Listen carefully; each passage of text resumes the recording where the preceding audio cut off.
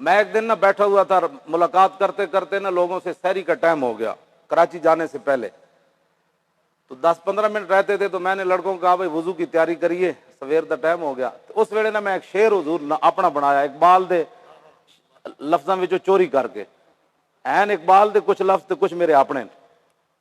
اقبال شعر لکھیا سی، مٹایا کیسر و کسریٰ کے استبداد کو جس نے، وہ کیا تھا زور حیدر فقر بوذر صدق سلمانی۔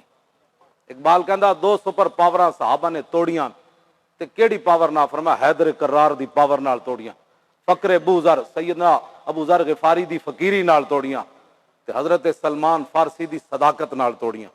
اے اقبال دا شعر ہے، مٹایا کیسر و کسریٰ کے استبداد کو جس نے، وہ کیا تھا زور حیدر فقر بوذر صدق سلمانی۔ تے ہن روس تے امریکہ دو سپر پاوران، اے مٹن دے بجائے اے پورے عالم اسلام نو کھا گئیاں تے میں حضور پھر اے شعر بدلیا اقبال دا، میں ہن شعر بدلیا کہ بڑھایا امریکہ اور روس کے استبداد کو جس نے، وہ کیا تھا۔ بڑھیا نا جناب، امریکہ افغانستان تک آ گیا، یمن لتاڑ دیتا، کشمیر تباہ ہو گیا، عراق تباہ ہو گیا، شام تباہ ہو گیا، یمن تباہ ہو گیا، مصر تباہ ہو گیا۔ ہن پاکستان وچ ایہو جے فقیراں نو امریکہ کہندا پاکستانی عوام بڑی مبارکباد کی مستحق ہے کہ انہوں نے لبیک والوں کو مسترد کر دیا۔